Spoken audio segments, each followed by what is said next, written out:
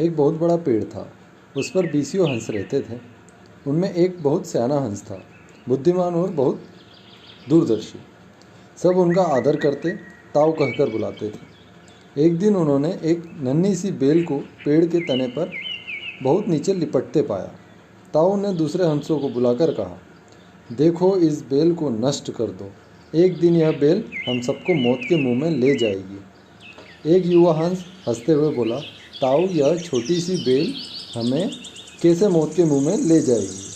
सियाने हंस ने समझाया, आज यह तुम्हें छोटी सी लग रही है। धीरे धीरे यह पेड़ के सहारे तने को लपेटा मारकर ऊपर तक आ जाएगी।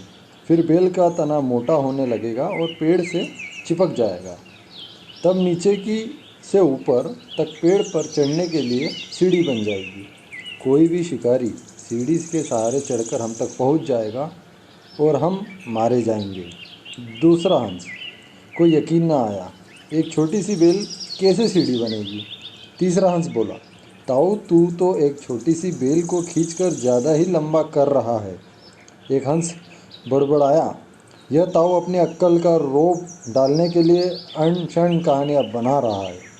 इस प्रकार किसी दूसरे हंस के ताऊ की बात को गंभीरता से नहीं लिया। इतनी दूर तक देख पाने की उनमें अक्ल कहाँ थी। समय बीतता रहा। बेल लिपटते लिपटते ऊपर शाखाओं तक पहुँच गए। बेल का तना मोटा होना शुरू हुआ और सचमुच ही पेड़ के तने पर सीढ़ी बन गई, जिस पर आसानी से चढ़ा जा सकता था। सबको ताऊ की बात की सच्चाई सामने नजर आने लगी, पर अब कुछ नहीं हो सकता था, क्योंकि बेल इतनी मजबूत हो गई थी कि उसे नष्ट करना हंसों के बस की बात नहीं थी। एक दिन जब सब हंस दाना चुगने बाहर गए, तब एक शिकारी उधर आ निकला।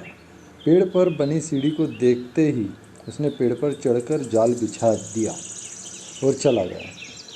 शाम को सारे हंस लौट आए।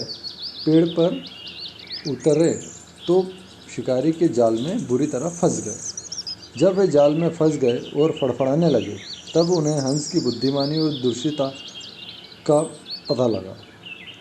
सब ताऊ की बात न मानने के लिए लज्जित थे और उनके अपने आप को कोस रहे थे। ताऊ सबसे रूठ कर चुपचाप बैठे थे। एक हंस ने हिम्मत करते हुए कहा, ताऊ, हम मूर्ख हैं, लेकिन अब हमसे मुंह मत फेरो। दूसरा हंस बोला, इस संकट से निकालने की तरकीब तू ही हमें बता सकता है। आगे हम तेरी कोई भी बात नहीं टालेंगे। सभी हंसों ने हामी भरी। तब ताऊ ने उन्हें बताया, मेरी बात ध्यान से सुनो। सुबह जब शिकारी आएगा, तब मुर्दा होने का नाटक करना। शिकारी तुम्हें मुर्दा समझकर जाल से निकालकर ज़मीन पर रखता जाएगा।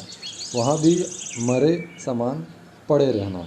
जैसे ही वह आखिरी हंस को नीचे रखेगा, वैसे ही मैं सीटी बजाऊंगा। मेरी सीटी सुनते ही सब उड़ जाना। सुबह शिकारी आया। हंसों ने वैसा ही किया जैसा ताऊ ने समझाया था। सचमुच शिकारी हंसों को मुर्दा समझकर ज़मीन पर पटकता गया। सीटी की आवाज़ के साथ ही सारे हंस उड़ गए। शिकारी अवाक होकर देखता रह गया। सीख, इस कहानी से हमें यह शिक्षा मिलती है कि बुद्धिमानी की सलाह गंभीरता से हमें लेनी चाहिए।